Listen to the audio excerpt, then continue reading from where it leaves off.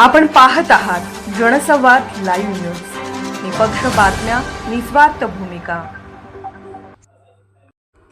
नोकरी मागणाऱ्यांपेक्षा नोकरी देणारा मोठा शिवभक्त प्रकाश निकम. व्यवसाय सुरू करणे म्हणजे केवळ दुकान टाकणे नव्हे, तर ते एक स्वप्न असते. जेव्हा एक छोटा व्यापारी मोठा होतो तेव्हा तो अनेक कुटुंबांना रोजगार उपलब्ध करून देतो.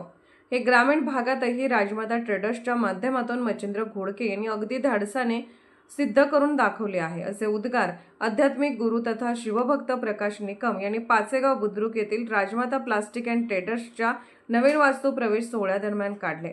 यावेळी बोलताना ते पुढे म्हणाले की प्लास्टिकची वस्तू जरी स्वस्त असली तरी येथे विश्वासाची वस्तू ही नक्कीच भेटेल, असा विश्वास व्यक्त करून ग्राहकाला माल विकणे हा धंदा असला तरी ग्राहकाला पुन्हा आपल्याकडे आणणे हा धर्म आहे. तो राजमाता प्लास्टिकमध्ये नक्कीच जोपासला जाईल, अशी आशा त्यांनी यावेळी व्यक्त केली.